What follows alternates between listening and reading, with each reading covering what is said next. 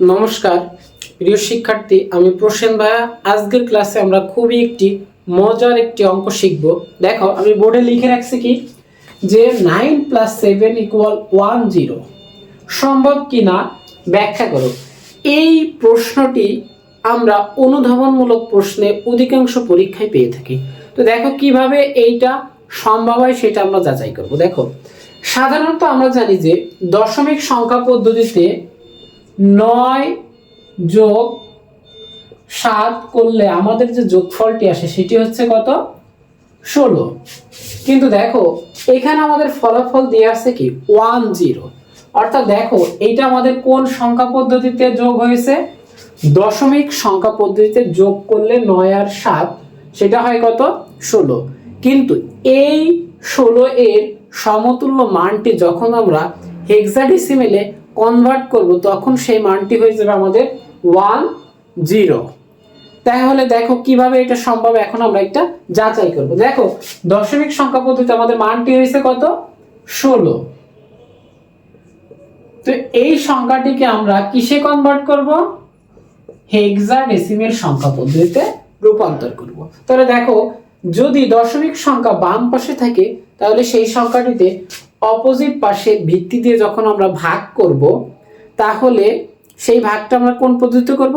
ইউক্লিডীয় পদ্ধতিতে করব, এবং তখনই সেটা আমাদের হেক্সাডেসিমেল সংখ্যায় রূপান্তর হয়ে যাবে। তাহলে দেখো আমাদের মানটি রয়েছে দশমিক কত?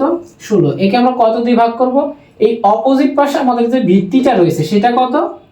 16। তাহলে দেখো 16 ভিতরে কতবার যাচ্ছে? একবার। তো এখানে আমরা ভাগফলটি বসাবো এবং আমাদের যে ভাগশেষটি থাকে সেটি কি? 0। এটি আমরা এই পাশে বসিয়ে দেব। এখন দেখো, যত সময় না পর্যন্ত আমাদের এই ভাগফল 0 আসবে তত সময় পর্যন্ত আমরা এই পদ্ধতিটি অবলম্বন করব। তাহলে দেখো আবার আমরা এই 16 দিয়ে ভাগ করব কাকে? 1কে কি আর 16 দিয়ে ভাগ করা যায় না? কয়বার? সেটা হচ্ছে 0 বার যাবে। তাহলে এখানে আমরা কি 0 বার বসিয়ে দিলাম। আর এই যে আমাদের অবশিষ্ট 1 মানটি থেকে গেল এটা আমরা এখানে বসিয়ে দিলাম। তাহলে দেখো আমাদের ভাগফল কি 0 এসে গেছে। আমি বলছি কি আমরা এই পদ্ধতিটা অবলম্বন করব যত সময় না পর্যন্ত আমাদের ভাগফল 0 আসবে। তাহলে দেখো আমাদের অ্যানসারটা কি আসতেছে? আমরা সাধারণত পূর্ণ সংখ্যার ক্ষেত্রে নিচ দিক থেকে উপরের দিকে লিখবো। এখানে লিখবো এম এস বি আর এখানে লিখবো আমরা এল এস বি। তাহলে দেখো আমাদের অ্যানসারটি এখানে দাঁড়াচ্ছে দেখো 16 এর দশমিক সমতুল্য মান হেক্সাডেসিমেলে 10।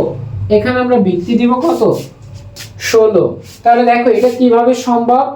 এই যে 9 যোগ 7 সমান 10, এটা হেক্সাডেসিমেল সংখ্যা পদ্ধতিতে সম্ভব। আশা করি প্রিয় শিক্ষার্থী তোমরা সকলে বুঝতে পারছো। ধন্যবাদ সবাইকে।